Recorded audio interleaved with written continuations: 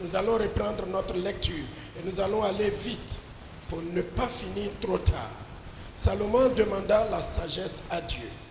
Je lis dans 1 Roi, le chapitre 3, le verset 4. 1 Roi, ou s'il y a un frère ou une sœur qui trouve avant moi, il peut lire. 1 Roi, le chapitre 3 du 4. Je vais lire. Est-ce que quelqu'un a trouvé? Oui. Inès, viens vite s'il te plaît. On l'acclame, on la soutient.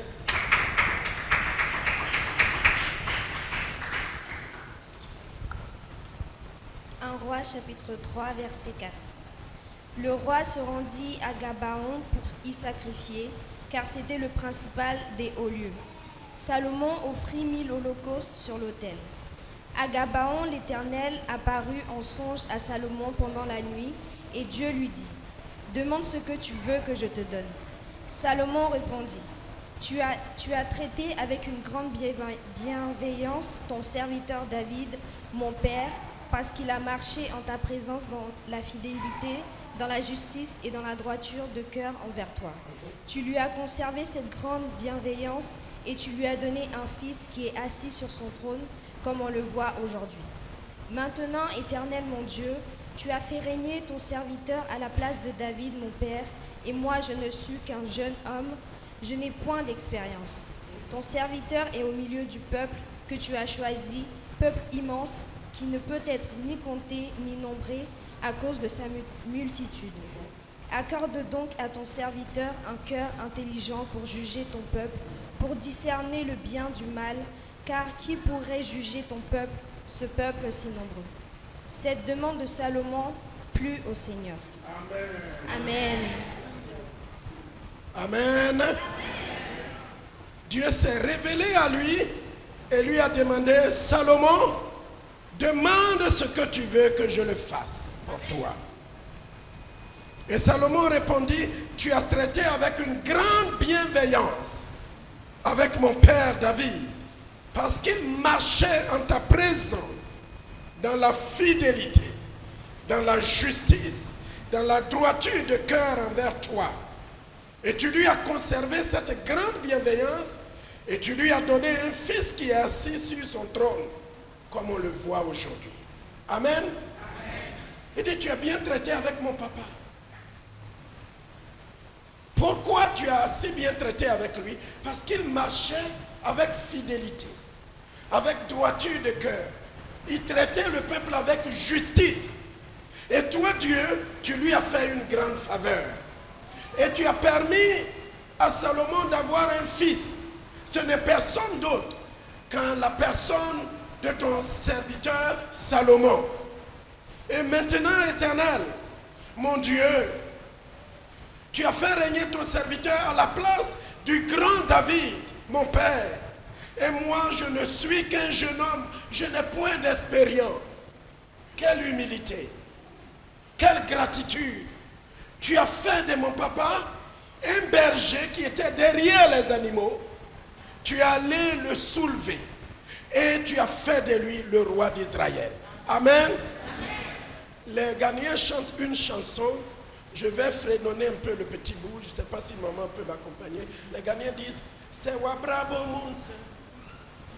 Yeye denara. Cheye.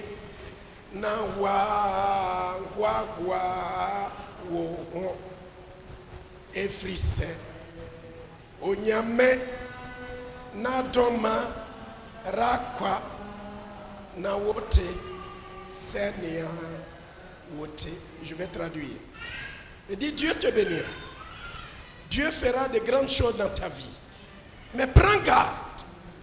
Quand Dieu t'aura béni, quand Dieu t'aura sorti de la pauvreté, de la misère, de la maladie, du célibat, quand Dieu te donnera ton premier poste et que tu seras en train de travailler, tu commences à dire, c'est moi. C'est ma force qui l'a fait. Ce sont mes études. J'ai passé des nuits sans dormir. Il y a des gens qui passent des nuits sans dormir jusqu'à déprimer. C'est la grâce. Dis, c'est la grâce. Et que demain, tu ne deviennes orgueilleux.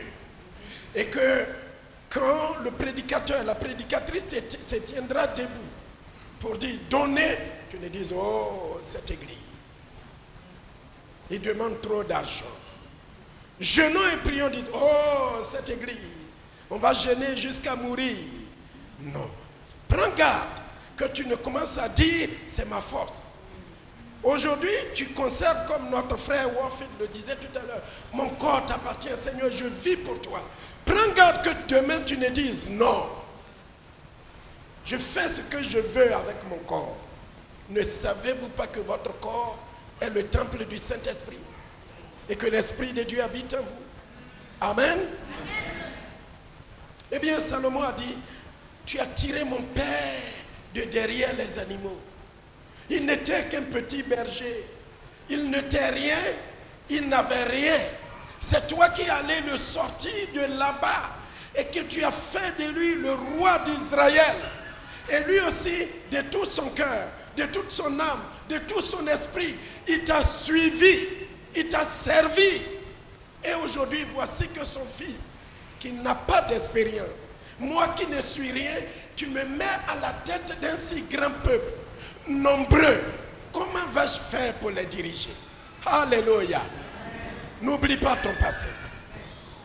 N'oublie pas ton passé. N'oublie pas d'où tu viens. N'oublie pas d'où Dieu t'a tiré. N'oublie pas d'où l'Éternel t'a sorti.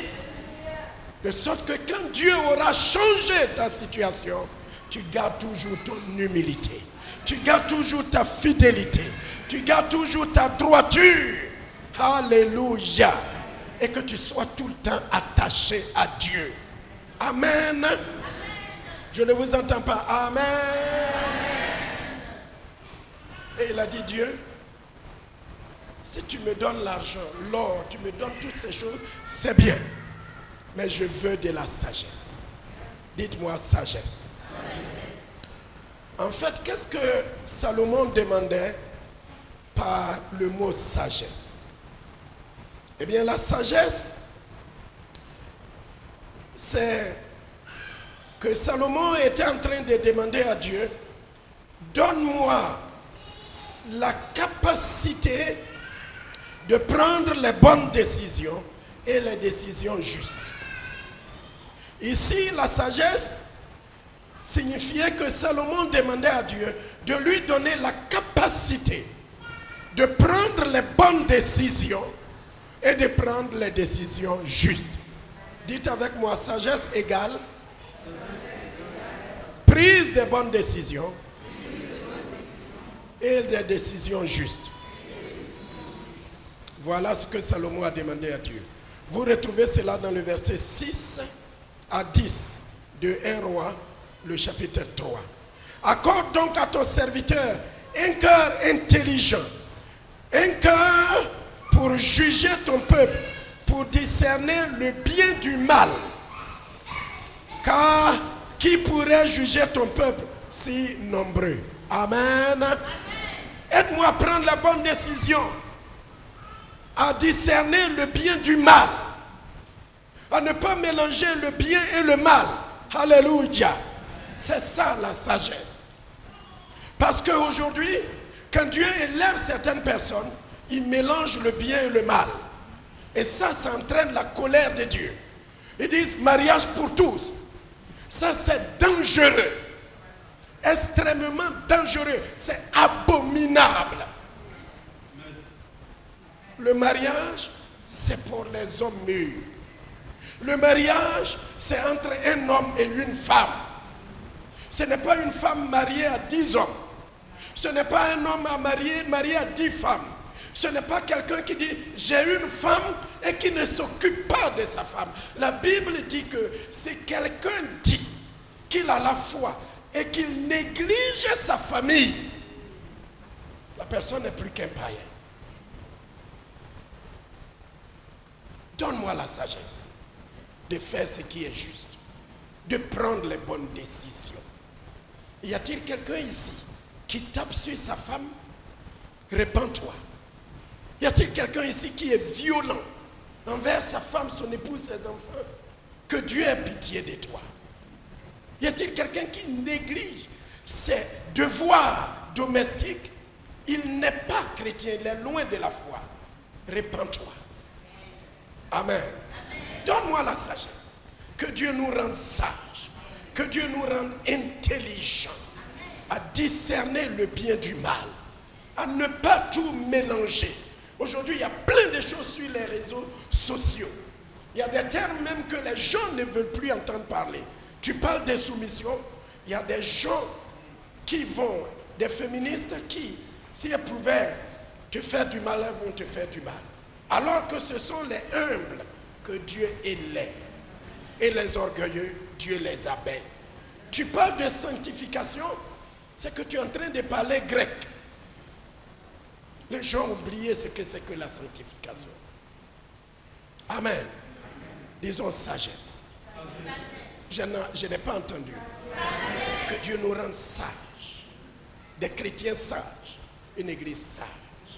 Il a demandé cette sagesse. L'intelligence. Le savoir-faire. Ne pas mélanger le bien avec le mal. Ne pas mélanger la volonté de Dieu avec la volonté de l'autre. Pouvoir faire les choses comme Dieu voudrait qu'il les fasse. Il a demandé à Dieu. Et Dieu dit, comme tu as demandé ceci, alors moi Dieu, je vais t'ajouter richesse et gloire. Je vais te donner non seulement la sagesse. Ta sagesse dépassera tous les hommes qui habitent sur la terre. Avant toi et après toi, il n'y aura personne de sage comme toi. Mais en plus de cela, je vais t'ajouter richesse et gloire.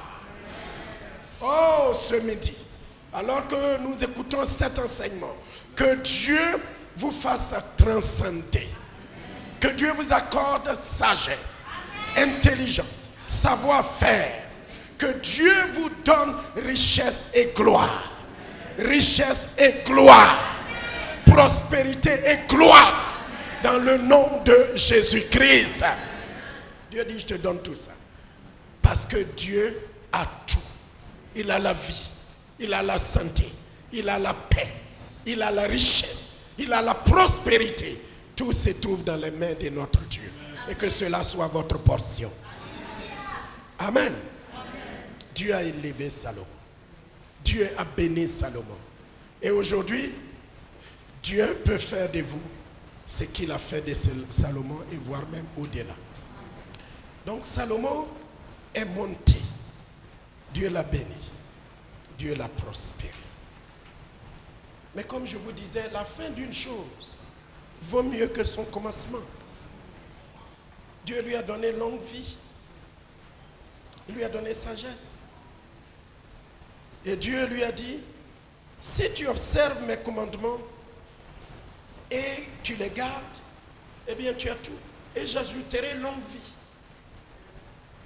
Si tu observes mes commandements et tu les gardes, eh bien je te donne tout. Et nous avons commencé à voir cela dans la vie de Salomon.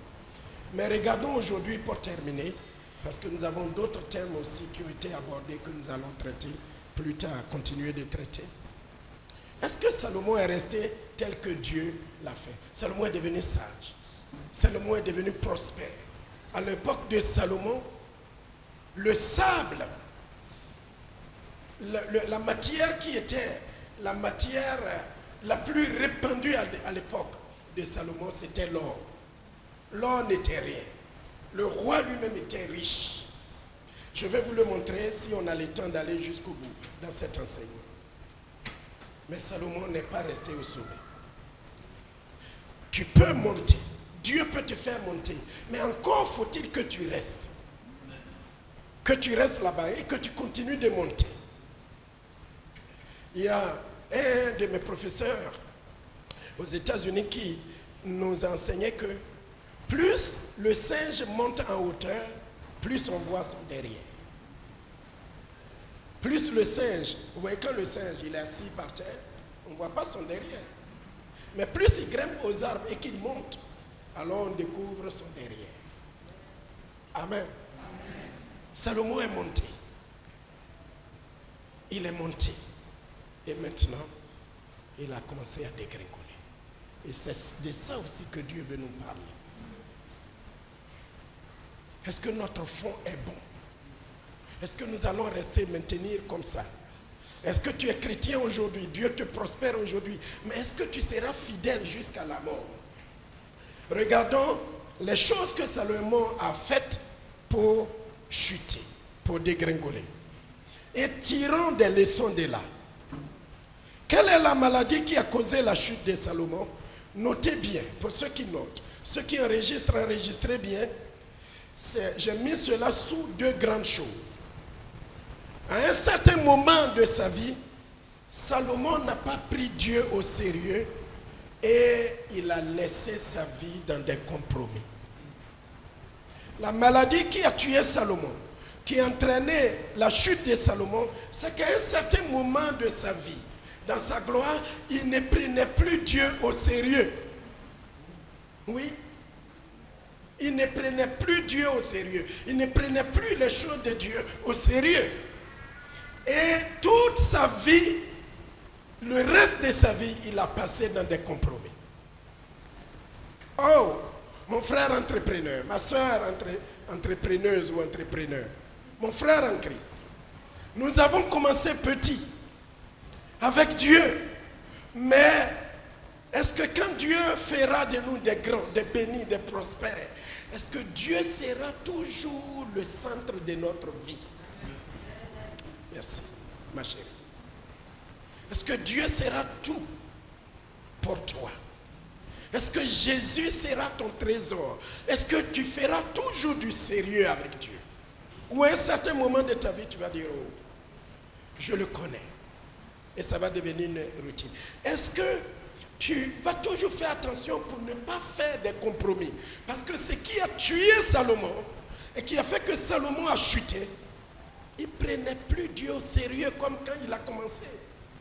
Et le reste de sa vie, c'était des compromis. Nous allons voir cela ensemble. Pourquoi est-ce que je dis ça? Amen. Amen. Je vous fatigue ou bien? Non. Eh bien, la première compromission que Salomon a fait, il a compromis sa sagesse. Salomon a compromis sa sagesse.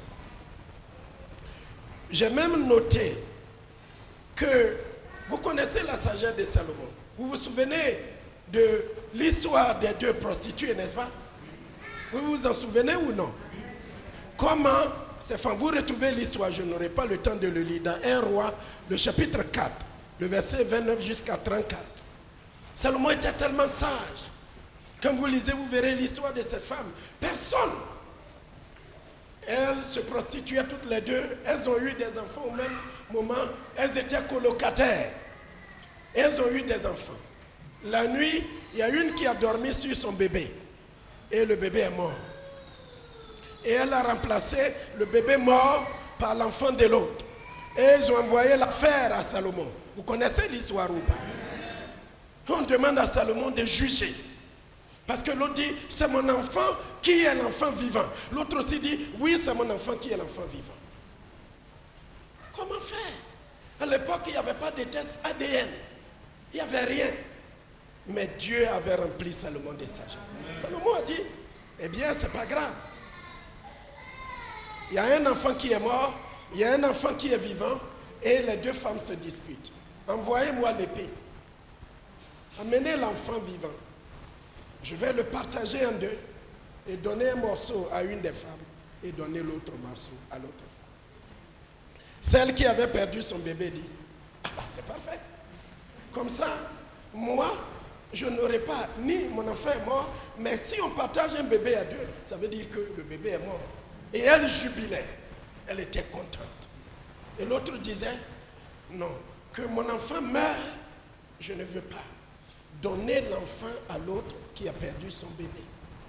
Et Salomon, rempli de la sagesse divine, dit, voici la maman.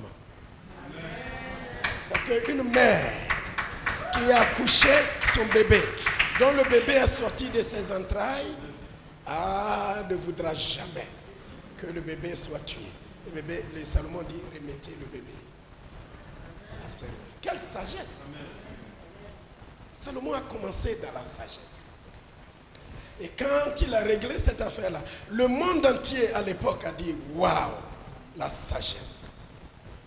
Mais mes frères et sœurs, Salomon est devenu un sage fou. Et quand un sage devient fou, c'est même encore plus grave. Pourquoi je dis qu'il a compromis sa sagesse? Quand Salomon a été atteint de la folie, quand il est devenu un sage fou, eh bien il s'est marié à 300 femmes, plus 700 concubines. Ce n'est pas de la folie, ça. Salomon est devenu un sage fou. Il se maria avec des femmes païennes qui adoraient des idoles. Écoutez-moi bien, je reprends. Salomon est devenu un sage fou parce qu'il s'est marié à des femmes païennes qui étaient adoratrices d'idoles. Je répète, Salomon est devenu un sage fou parce qu'il s'est marié à des femmes païennes qui adoraient des idoles. Il a marié 300 princesses idolâtres. Et en plus de cela, il a pris 700 concubines. À lui seul, il avait 1000 femmes. Ah, j'entends une femme crier.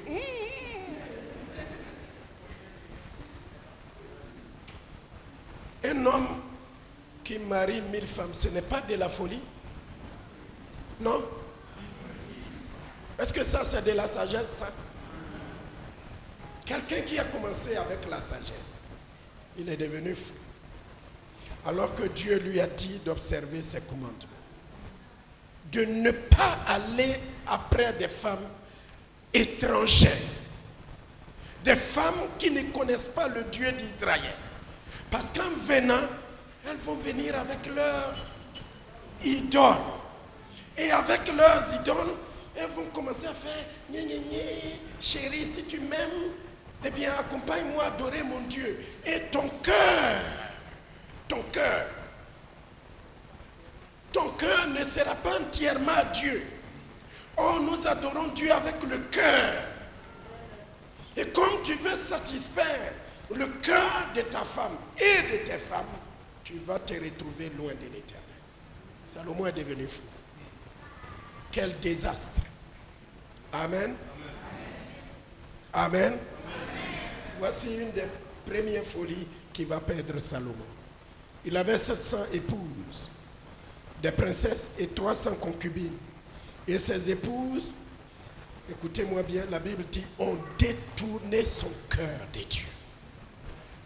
Eh bien, si tu ne veux pas te perdre, mon frère, ma soeur, fais attention à ton cœur. Là où ton cœur t'amène. Ces femmes ont détourné son cœur. Oh, mes bien-aimés, nous serions insensés si nous permettons à n'importe qui, à n'importe quoi, de détourner notre cœur de Dieu. 2 Corinthiens chapitre 6, versets 14 à 18, je cite. 2 Corinthiens chapitre 6, versets 14 à 18. Ne vous mettez pas en alliage avec des infidélités, sous un joug étranger. Car quel rapport y a-t-il entre la justice et l'iniquité? Ou qu'y a-t-il de commun entre la lumière et les ténèbres?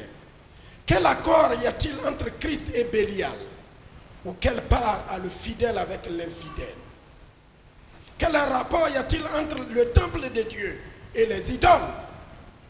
Car nous sommes le temple du Dieu vivant, comme Dieu l'a dit.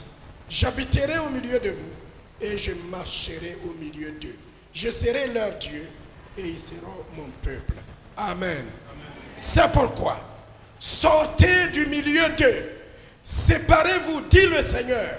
Ne touchez pas à ce qui est impur et je vous accueillerai. Je serai pour vous un père et vous serez pour moi des fils et des filles, dit le Seigneur, le Dieu Tout-Puissant. Amen. Soyons sages. Surveillez vos relations, frères et sœurs.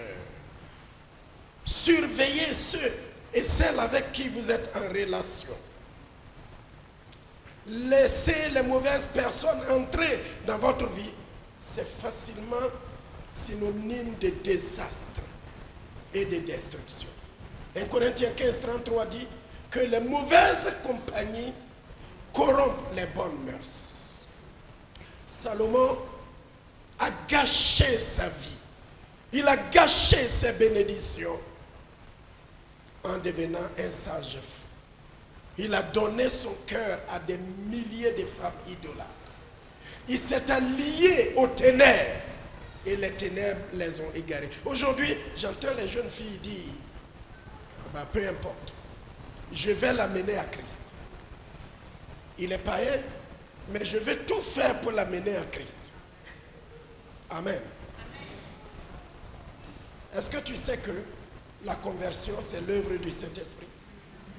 Tu le sais ou pas? Déjà, tu as des difficultés avec ta vie de prière. Tu as des difficultés à lire la Bible. Tu as des difficultés à suivre la parole de Dieu. Tu t'en vas prendre quelqu'un qui lui-même ne connaît pas Jésus-Christ. Et c'est toi maintenant qui convertis les gens. Quand tu vas lui dire, allons à l'église, il dit, je vais aller au cinéma. Allons servir Dieu. Il va dire, non, aujourd'hui c'est dimanche, je vais au parc. Quand tu vas donner une partie de tes revenus à Dieu, il va dire, non, ce n'est pas possible. Tu gères mal. Et l'histoire de l'argent va devenir des problèmes énormes dans ton foyer. Et après, c'est le pasteur, c'est l'évangéliste, c'est maman pasteur qui aura toutes les difficultés de la vie. Soyons sages. Pourquoi vous êtes si calme? J'ai touché à un point sensible ou bien? Amen. Soyons sages. Prions le Seigneur. Parce que Dieu ne t'oubliera jamais. Il t'a créé, il sait ce dont tu as besoin. Il sait celui qui te convient. Il sait celle qui te convient. L'attente est difficile, mais Dieu est fidèle. Amen. Salomon a perdu la tête. Et c'est là que son cœur s'est éparpillé. Il allait avec 1000 femmes. Et il allait d'idole en idole. Deuxième chose que Salomon a compromis. Salomon a compromis sa marche. Il a compromis sa sagesse, mais il a compromis sa marche. Au début, il avait une marche étroite avec le Seigneur. Il a même construit un temple. Et il a consacré à l'Éternel. 1 Roi chapitre 8, du 14 au 21. Et vous voyez sa prière le jour de la dédicace du temple. Dans 1 Roi chapitre 8, une prière merveilleuse. Une prière profonde. Pourtant, Salomon a compromis sa marche. Il a bien commencé, mais il a commencé à marcher avec les idoles. Parce qu'il voulait satisfaire ses femmes. Et il allait jusqu'à construire des temples d'Astarté et des temples de démons. Donc vous voyez, il a construit un temple pour Dieu au début de sa marche avec Dieu. Mais il est tombé dans le compromis pour aller construire des temples d'idoles. Et ce n'est pas seulement construire des temples d'idoles, mais quand l'heure est le moment d'arriver, d'aller adorer les idoles, il doit accompagner une de ses femmes. Donc il a commencé dans le Seigneur et il a fini idolâtre. Nous devons servir Dieu et Dieu lui seul. Josué a dit, Josué 24, verset 15, « Choisissez aujourd'hui qui vous voulez servir. » Dis à quelqu'un à côté de toi, regarde un frère, une soeur à côté de toi et dis-lui, mon frère, ma soeur, choisis aujourd'hui qui tu veux servir. Si c'est Dieu qui est Dieu, continue de lui dire. Si c'est Dieu qui est Dieu, alors sers Dieu. Et dis-lui, moi et ma maison, nous servirons l'Éternel. Nous devons faire un choix.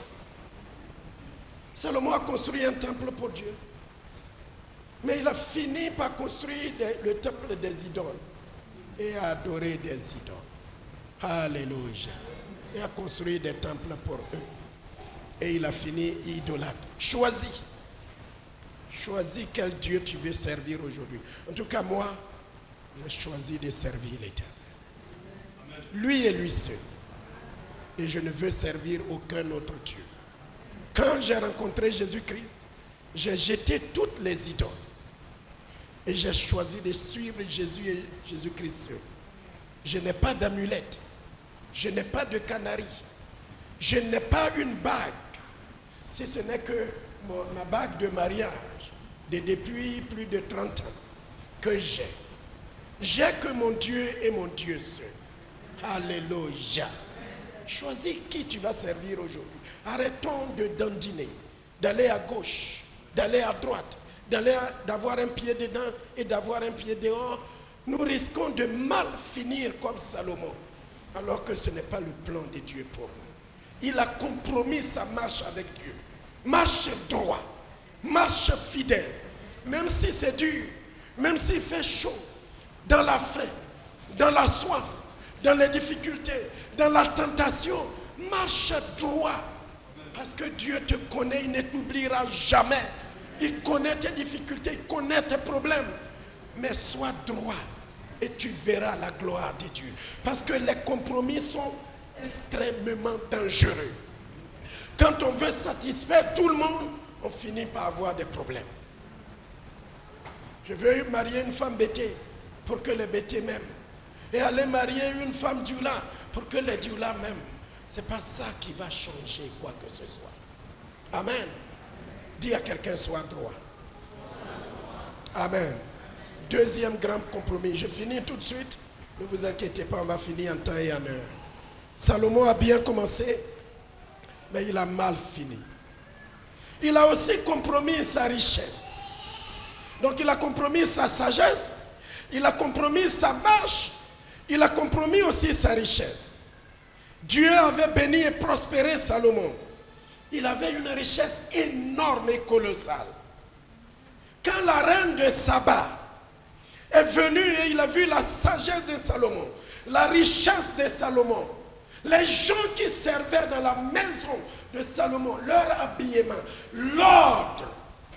Je veux saisir cette opportunité pour féliciter nos mamans qui sont ici 2 fois, 3 fois dans la semaine pour nettoyer la salle, pour œuvrer. Je veux féliciter l'Église qui n'arrête pas de donner pour que l'œuvre de Dieu prospère.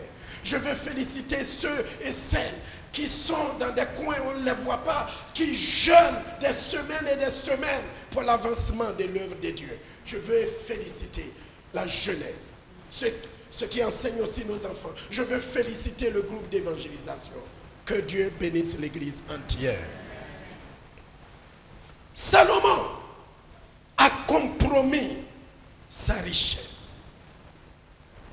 Vous verrez cela dans 1 Roi, chapitre 10, le verset 1 à 8. Comment la reine de Saba est tombée des nues quand elle a vu la richesse de Salomon. Salomon a commencé, mais il a mal fini. Parce qu'il a placé sa confiance dans ses richesses plutôt que de placer sa confiance en Dieu. Ces grandes bénédictions sont devenues des pierres d'achoppement. Frères et sœurs, je finis en vous disant ceci. Nous pouvons accomplir de grandes choses avec l'argent et les ressources que Dieu nous donne. Et je vous encourage à donner pour l'œuvre de Dieu, à donner des dîmes, à donner des offrandes, à aller au-delà de ce que nous faisons maintenant. Parce que Dieu bénit celui qui donne avec cœur et joie. Je vous encourage à donner pour la promotion de l'œuvre de Dieu, à donner pour que nous puissions soutenir les veuves, à soutenir les sans-papiers, à soutenir ceux qui sont malheureux. Je vous encourage à donner de vos ressources et de vos corps pour que l'œuvre de Dieu puisse s'étendre. Si vous êtes d'accord avec moi, donnez-moi un grand Amen. Et je vous exhorte à ne pas tomber dans l'amour de l'argent. Car l'amour de l'argent et du matérialisme sont la racine de tous les maux. Je n'ai pas dit que l'argent est la racine de tous les maux. J'ai bien dit et j'insiste. L'amour de l'argent est la racine de tous les maux. Salomon s'est compromis en commençant à mettre sa confiance dans l'argent. Homme d'affaires, quand Dieu va te prospérer, ne dis pas non, j'ai travaillé jusqu'à samedi, je prends mon dimanche pour me reposer. Non. J'ai assez donné, là maintenant je vais penser à moi-même. Pense à Dieu, Dieu pensera à toi. Pense à la famille de Dieu, Dieu pensera à ta famille. Sois constant dans le don de tes dîmes et de tes offrandes. Ne baisse pas les bras. Dieu ouvrira les écluses des cieux. Il te prospérera. Il menacera le dévoreur afin que le dévoreur ne puisse pas te dévorer. Alléluia. Finissons. Salomon s'est compromis avec la richesse. Mais il a aussi compromis son culte. Salomon n'a pas pleinement suivi le Seigneur. Il a même construit des temples pour les idoles. 1 Roi chapitre 11, versets 5 à 8. Il n'est pas étonnant que quand il a fait toutes ces choses, quand il est tombé dans tous ces compromis, eh bien Dieu qui avait promis de soutenir le règne de Salomon, Dieu a suscité des ennemis contre Salomon. Ce que je dis est grave, mais je dois le dire parce que c'est la parole de Dieu. Dieu qui a dit à Salomon, je te soutiendrai, je te porterai, je serai avec toi. Ton règne sera éternel, je te bénirai, je te prospérerai. Il lui a bien dit, si tu obéis à mes commandements. Mais Salomon n'a pas fait cela jusqu'à la fin. Les femmes ont arraché son cœur de Dieu. Salomon ne priait plus comme il devait prier. Salomon a commencé à donner à Dieu. Un moment, il donnait aux idoles. Il a compromis sa sagesse. Il a compromis son témoignage. Savez-vous, Église, que le Seigneur veut que nous impactons le monde? Et que le monde nous regarde et que le monde soit étonné. Il dit, mais comment cette femme fait? Comment cet homme, Dieu l'a élevé et il est si humble? Comment Dieu bénit? Dieu veut que nous impactons le monde. Mais Salomon n'avait plus de témoignages. Et à cause de tout ce qu'il a fait, Dieu lui-même a suscité des ennemis contre le roi Salomon. Vous retrouvez cela dans 1 Roi, le chapitre 11,